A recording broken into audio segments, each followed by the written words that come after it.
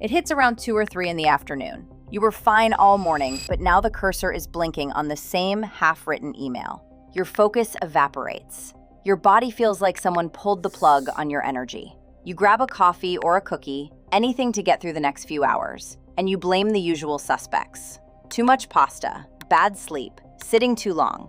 But that crash is not primarily a lunch or sleep problem. It is one of the most consistent symptoms of low-grade systemic inflammation. The same inflammation that has been quietly working on the joints for years before any pain shows up. The body was trying to communicate something. The wrong message was heard. Studies using national health data found that adults with elevated inflammatory markers had significantly higher odds of persistent fatigue, odds more than 3 times higher than those with lower inflammation levels. The same inflammation that saps your energy is also driving early joint degradation. The crash was never random or a lunch problem. It was a warning, and it has been going off every afternoon for years. Most people never connect these symptoms because they get placed in completely different conversations. The crash gets blamed on sleep or lunch. The stiff joints get blamed on age. But both can come from the same source: chronic, low-grade inflammation. Inflammation is your body's alarm system. When you cut yourself or catch a bug, inflammatory messengers called cytokines call for help. They bring immune cells to the area, create heat, swelling, and repair, and then calm down once the threat is gone. That is acute inflammation. It is visible, it does its job, and it resolves. Chronic, low-grade inflammation is different. It produces no visible swelling, no obvious pain, and runs quietly in the background. The alarm never fully shuts off. The same cytokines stay active underneath the surface. CRP, one of the blood markers doctors use to track inflammation, stays elevated too. So your body is not in a full-blown emergency, but it is not calm either. It is stuck in a low-level fire drill. And that is the shared upstream driver behind both problems: the crash in your energy and the slow wear inside your joints. Here's the energy part.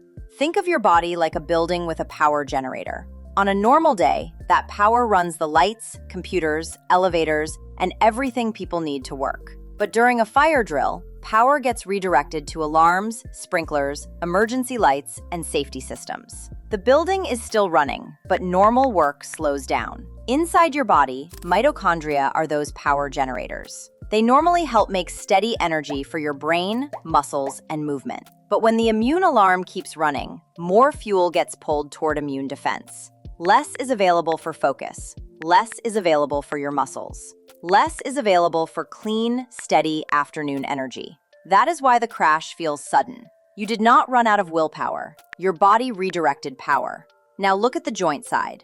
Those same inflammatory signals do not stop at your energy. Cytokines like TNF-alpha and IL-6 also reach the joint environment, where they slowly push cartilage toward breakdown. Not overnight, quietly. The cartilage begins to thin. The space inside the joint slowly narrows. Repair slows down, but breakdown keeps moving. And this is why it is so easy to miss. There is no sharp pain at first. No daily signal that says your joints are changing. The process can run for years until the damage crosses a threshold. Then stiffness becomes noticeable. Standing up feels slower. The knees feel less smooth. And by the time real pain shows up, the breakdown has often been happening in the background for a long time. So the same fire that steals your afternoon energy is also wearing down your joints long before pain announces itself. Then lunch amplifies the afternoon peak. If lunch is built around fast carbs, bread, rice, pasta, sweets, or a sugary drink, blood sugar rises quickly. Insulin comes in to move that sugar out of the blood. But when the rise is steep, the fall can be steep too. That fall is what most people feel as the 3 p.m. crash. Your brain feels underfueled. Your body reads that drop as stress, so cortisol rises to pull energy back into circulation. But on top of chronic low-grade inflammation, cortisol keeps the system more activated and pushes inflammatory activity higher. So the dip is not random. It is the background immune alarm plus a post-meal stress flare. And if that crash keeps happening every afternoon, the same inflammation is also working on your joint cartilage in the background. One shows up first as low energy. The other shows up later as structural wear. Same fire, 2 consequences. So how do we survive the crash?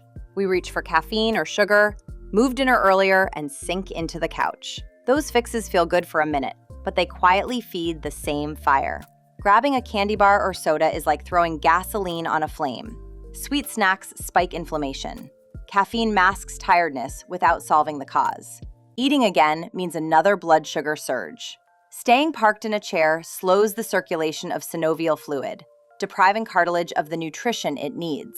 Every coping response buys short-term focus while adding more fuel to the blaze and stiffening your joints. They were not managing the crash. They were managing a symptom while the underlying fire burned on. And that fire was not just making them tired. It was working on the joints at the same time. After 35, this gets harder to ignore, because the same routine does not create the same reaction anymore. At 28, the same lunch, the same sugar hit, and the same hours of sitting may have produced only mild background inflammation. You felt a little tired, but you recovered. At 42, that same pattern can create a measurably higher inflammatory load. The threshold gets crossed earlier in the day, and it gets crossed more consistently. That is why the crash starts feeling less occasional and more predictable. Your inflammatory baseline naturally starts creeping upward. Your body becomes easier to irritate and slower to calm down. At the same time, cartilage repair capacity declines. The joint does not rebuild as quickly as it used to, and your mitochondria, the power generators inside your cells, become less efficient. 3 declining systems responding to one upstream driver. That is why the crash gets worse every year, even when nothing in the routine changes. Now, the fix is not complicated. You do not need 10 new habits. You can't avoid every stressor, but 3 simple shifts can cool the fire and protect both your energy and your joints. 1. Rebuild your lunch. Make your midday meal a flame-dampening one. Fill your plate with fiber-rich vegetables, lean proteins, and healthy fats, instead of refined carbs and sugary drinks. Diets rich in omega-3 fats and colorful produce lower CRP. A salmon salad with nuts, beans, and mixed greens releases glucose slowly, flattens your blood sugar curve, and supplies antioxidants and anti-inflammatory nutrients. Smarter food combinations prevent the slump and nourish your joints. 2. Take a 10-minute walk at 2 to 3 p.m. When you feel the slump, move instead of reaching for caffeine. A short walk at the exact time your energy dips does 2 things. It circulates synovial fluid through your joints, nourishing cartilage, and it helps your muscles soak up excess glucose and blunt the post-meal spike. 10 minutes is long enough to get your blood flowing and deliver a rush of oxygen to your brain, leaving you clearer and calmer. So this walk is not just clearing your head or loosening your joints. It is directly helping calm the fire behind both problems. 3. Add omega-3 and antioxidants daily. Support your lunch and movement habits with anti-inflammatory foods. Fatty fish, chia seeds, walnuts, and flax provide omega-3s, especially EPA and DHA. These fats help reduce the cytokine activity that suppresses mitochondrial energy production and attacks cartilage, so they protect both afternoon energy and joint structure at the same time. Berries, cherries, leafy greens, and colorful vegetables add antioxidants that help calm oxidative stress and inflammation. A handful of walnuts or a cup of berries each day is a simple way to add that protection. This is not just healthy eating. It is food aimed at the same fire behind both problems. The afternoon crash and your stiff joints aren't separate mysteries.